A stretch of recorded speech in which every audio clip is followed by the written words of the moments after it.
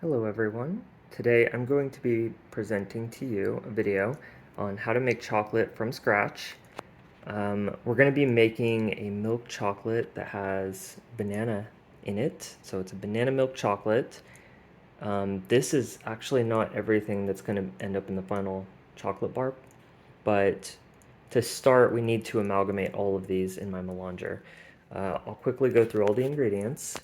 We have organic cocoa beans from Uganda. We have organic cocoa butter from the Dominican Republic. We have organic cane sugar, organic whole milk. It's A2A2, which means it's made from cows that are specially bred to not have a genetic mutation that most cows have that creates a protein that's hard to digest in the human body. And then finally, we have organic freeze-dried banana, the namesake. So I will now take you through all the steps for preparing this for the melanger, and here we go. So the first step is we need to roast these cocoa beans and then remove the husk, which is the outer shell, from them, and just leave behind the nibs. I've already taken care of that, but I'm going to snap my finger and you'll see it all done in front of you. All right, so here are the cocoa nibs. Took me approximately 2 days to completely remove all the husks by hand. So yeah, it doesn't look like a lot, but it took a lot of work. I'm gonna have to manually grind these down into smaller pieces so it's easier on the machine. But yeah, that's basically the cocoa nibs that are gonna go in the chocolate.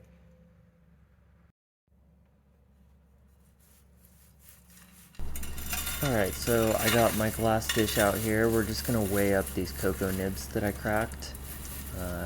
I don't believe that I have the exact amount appropriate for the recipe, so we're just gonna put them all in here and then reduce the weight down to the 20% that we're looking for in this recipe. And my plan here is to just keep as many of the whole beans stored for a later recipe as possible. So that's why you see me reducing the weight through whole bean selection. Yeah, so pulling these out. And there wasn't a lot. I mean, when you crack the nibs, a lot of times they just kind of crumble. It's not easy to do by hand.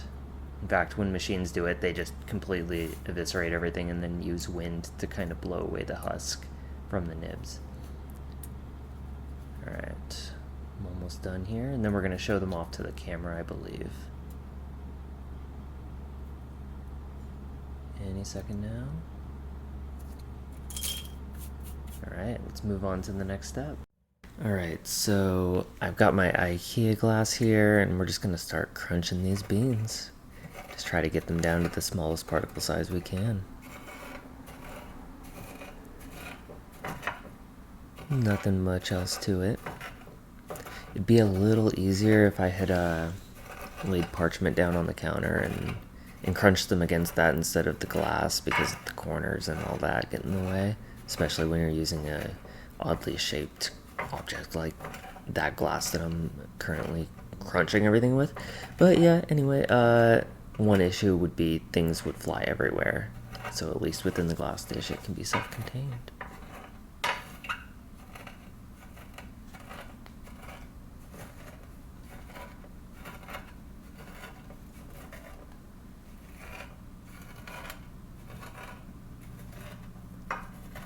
And I don't have to be too thorough here since, again, the machine's gonna do most of the work. I just want to, save it a little bit of trouble.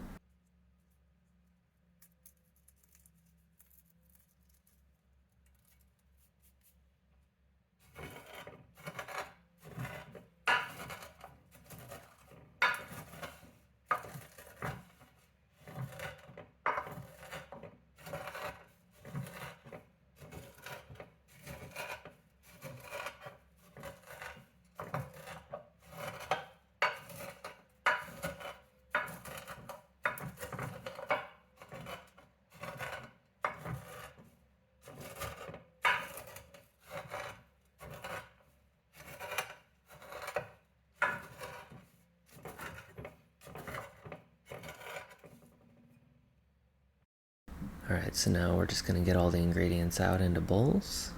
We got our freeze-dried banana. Here's our cocoa butter.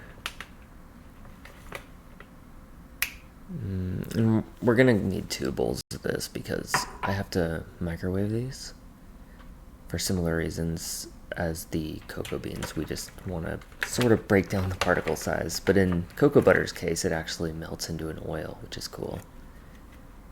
Anything that's in oil is like the absolute best friend of a chocolate. It's just water is the enemy. Alright, there's our cocoa butter. And then here's our milk powder. I don't know why I switched from snapping my fingers and having the ingredient just automatically deployed into the bowl. Here we're just gonna slowly do it, which honestly maybe is more fun, but anyway.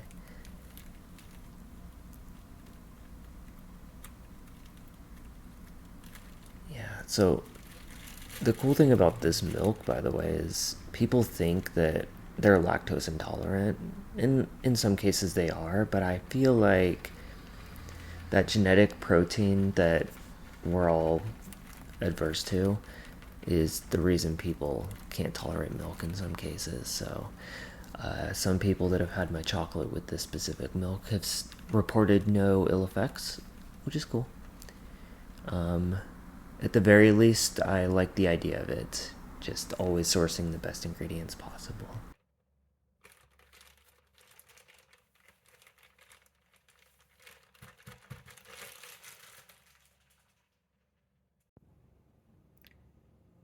Okay, so here is all of the ingredients removed from their packaging and weighed out perfectly.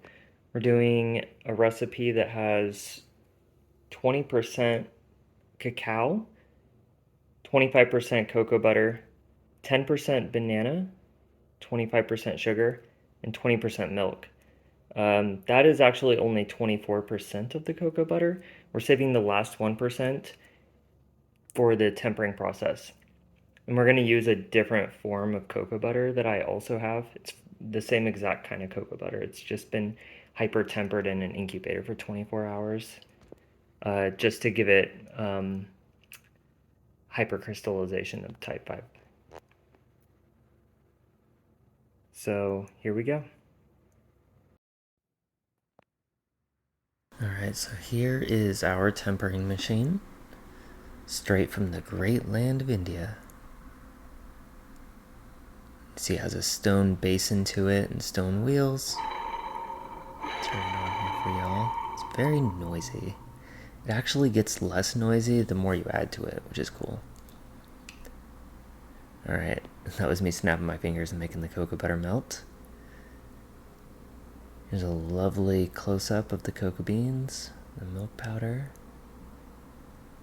That's our banana, sugar, and melted cocoa butter.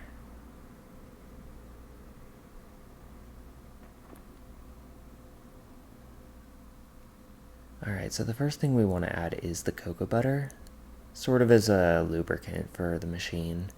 And then it also sort of warms it up, because everything eventually is going to get to around 130 degrees Fahrenheit from what I've read.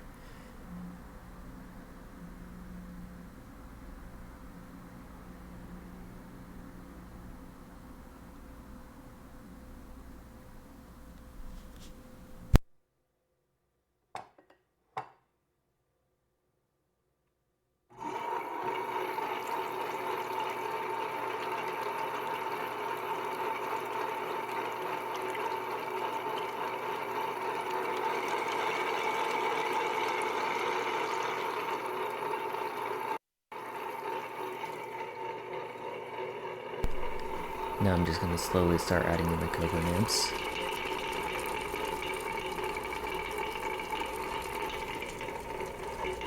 So cocoa nibs are actually made up of 50% cocoa butter themselves. So they eventually sort of melt in a way too, pretty quickly. Although at this stage they're almost as hard as a rock, in a way.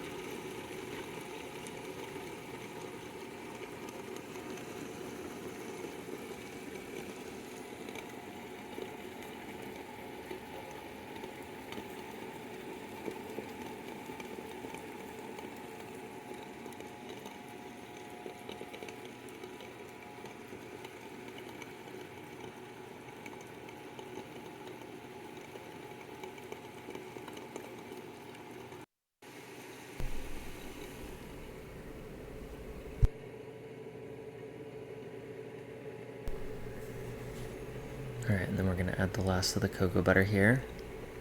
You're gonna see one of the rarest forms of chocolate that have ever existed, which is what would be considered a 100% chocolate, but an odd ratio of cocoa butter and cacao. Because normally, if you just take like 100% cocoa bar, it's about 50% cocoa butter, 50% cacao solids. Whereas here, it's like 80% cocoa butter. So, kind of like a light 100% dark cocoa. You'll see it's gonna fluff up eventually. And there you go. That rare chocolate. Looks like malt or something.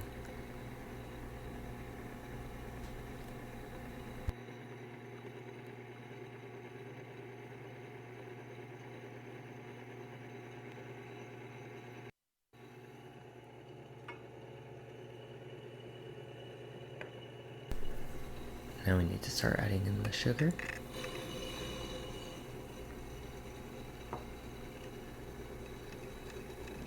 And here I'm tightening the wheels basically closer to the bottom so that they're gonna just have like the most firm grip, and then this is where you're gonna start hearing more crunching. But when you first start adding ingredients to the machine, you don't really need it to be all that close. Just important, you want to warm up all of the ingredients first. I actually use a heat gun on the side to sort of move that along as well. But the molten cocoa butter does a good job of it too.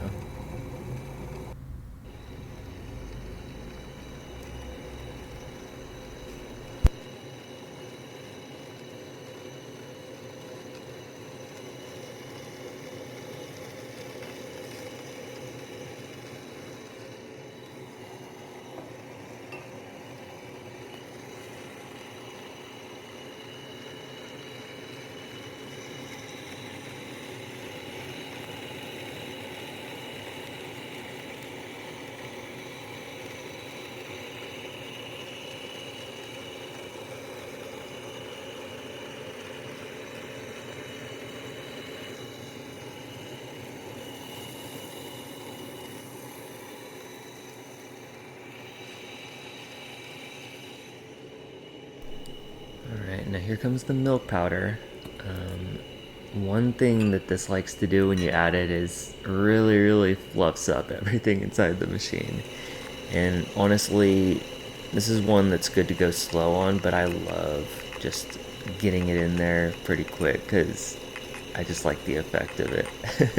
It's gonna turn into this ice cream looking thing here in just a second, you'll see. I mean, honestly, I'm doing a good job going slow this time, but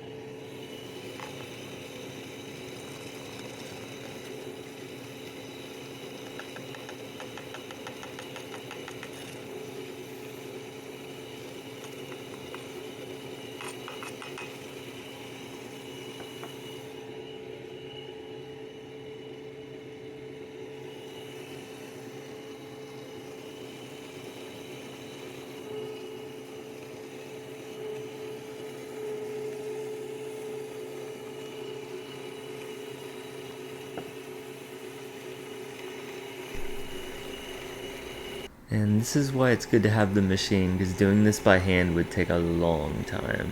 I mean, I believe the science of it is if you tried to mortar and pestle all of these ingredients down to 30 microns by hand, it would take like a full year straight. And I don't know if you could do this much at once either. This is about 2 kilograms.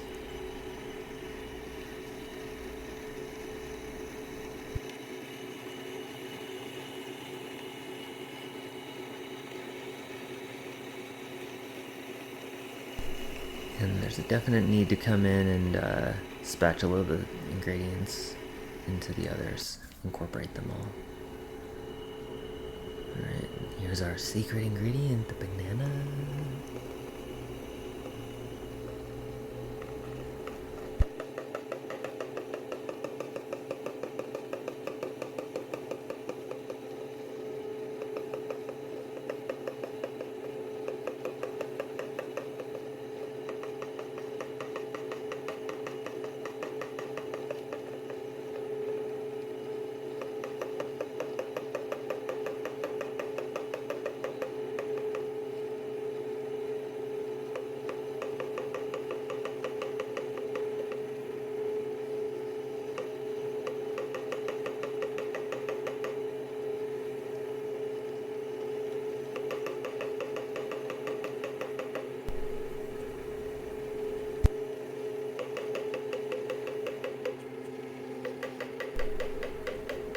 Now, I actually thought the banana was going to make this substantially worse, but it felt like at the time it sort of lowered the viscosity of all of the incorporated ingredients. I mean, almost instantaneously.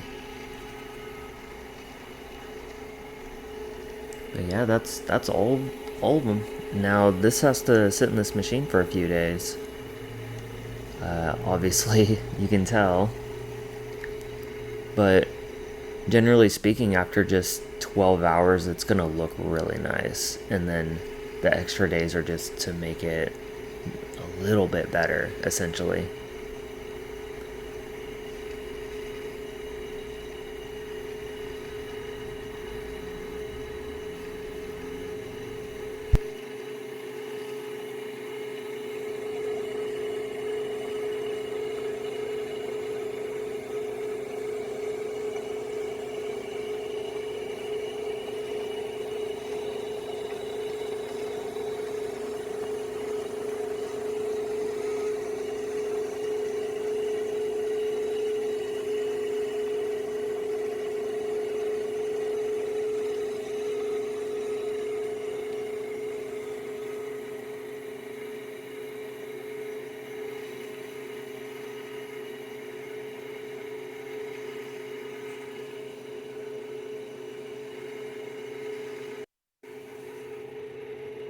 Alright, this part's a jump scare.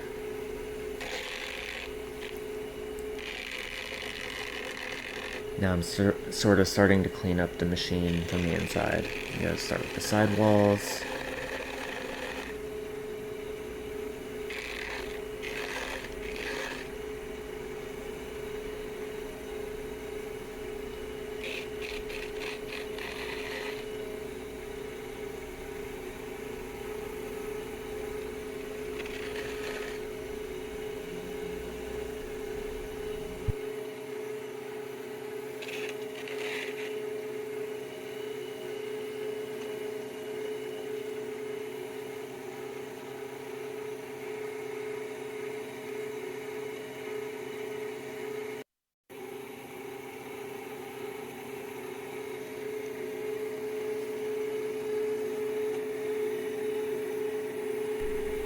As you can see, everything is starting to become more liquid, which is what we want. Alright, now it's time to grab the beautiful purple silicone spatula and really clean this up.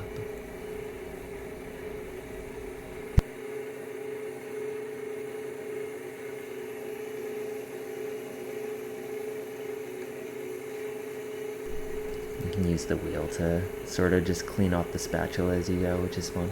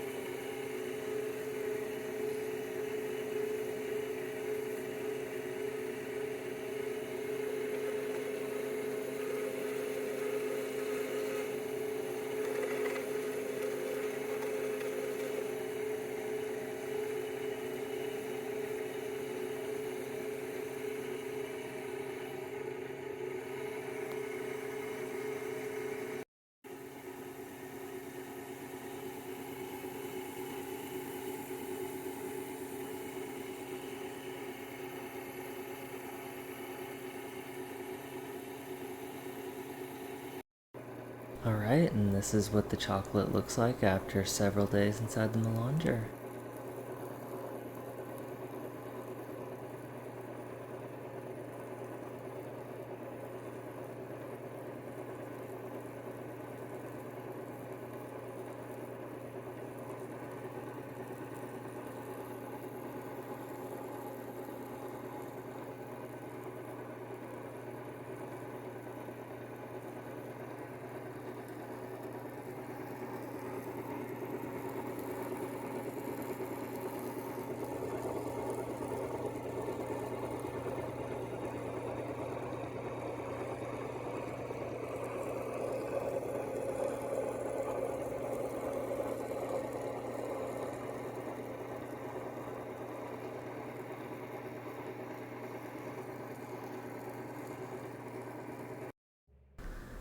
Alright, so now that the chocolate is done, we need to create a storage vessel for it all. So we're going to put some parchment around this springform pan. This is a device generally used for making cheesecakes. And I need to get parchment on the bottom and then on the sides. But the important part is the bottom, since the chocolate's going to be in a liquid state and we don't want it to seep through the perimeter of the circle. And thankfully, springform pans are kind of designed to seal that, because oftentimes when you make cheesecake, for instance, you'll have it sitting in a hot water bath inside your oven. So you don't want water to get in. And in this case, we don't want chocolate to get out. So I don't have to be perfect on the sides. It's okay if the chocolate sort of clings to the pan itself, but I like to have a little bit of a barrier there.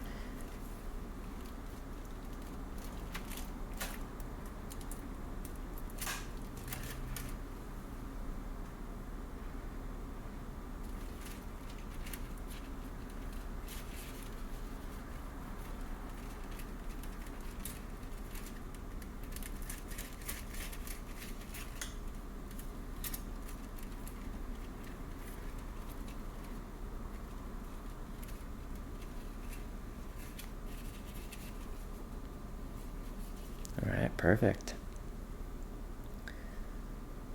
Okay, so the chocolate is complete. Now it's time to start working on getting all this chocolate out of here. First thing I'm going to have to do is pull out all these parts. And these are definitely the hardest thing to clean and collect the chocolate off of. But we're just going to set those off to the side to start with. The bulk of the chocolate, luckily, is inside this easy to collect vessel here.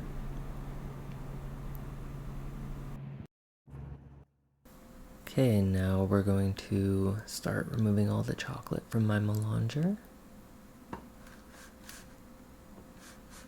Getting a camera angle on this was pretty awkward.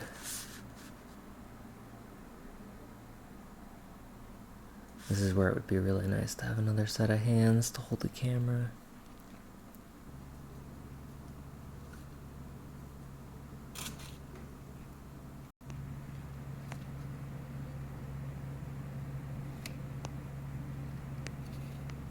The chocolate came out really nice. I was pretty happy with it. And it's pretty easy to scoop the majority of the chocolate into this with the spatula. And then we're going to have to come in with some paint scrapers here in a moment. And that's the tedious work to get the last like 5% of the chocolate that kind of clings to the stone and side walls.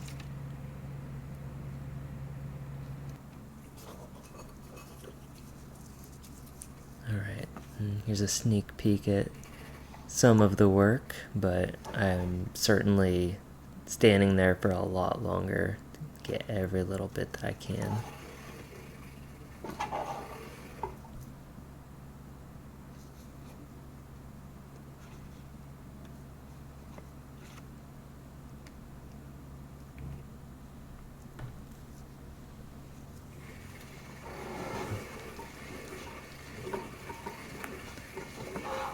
most melangers that are sold don't actually tilt like this, I would always recommend purchasing the one that does because it makes life so much easier.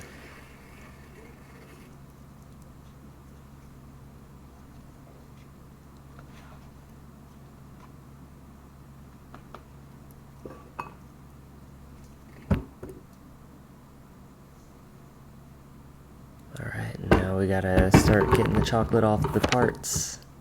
Here we go. As soon as I, push the button. Excuse the mess in the background. I always have a lot of stuff going on when I'm making chocolate, so you got your cabinet doors and stuff opened up back there.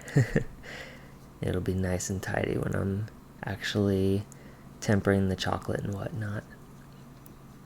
But here's all the little parts, and I'm not going to make you have to sit through and watch me do all of them, but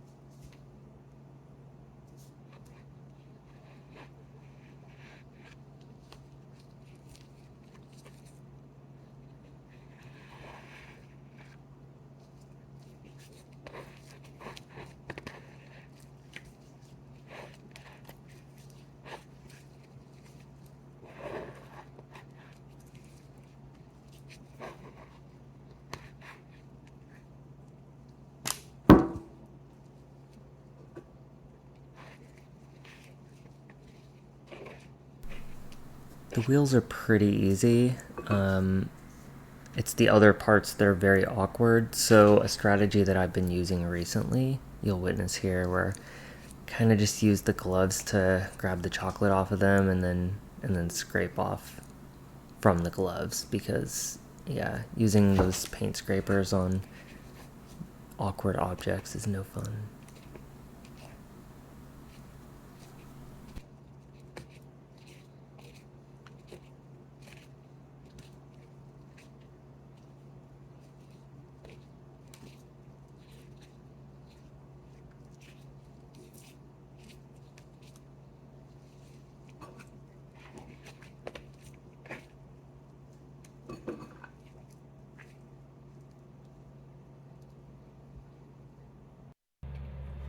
Okay, and during this segment, I was recording when I thought I wasn't, and I wasn't recording when I thought I was, because the phone was up above my face. So that was the best footage that I had.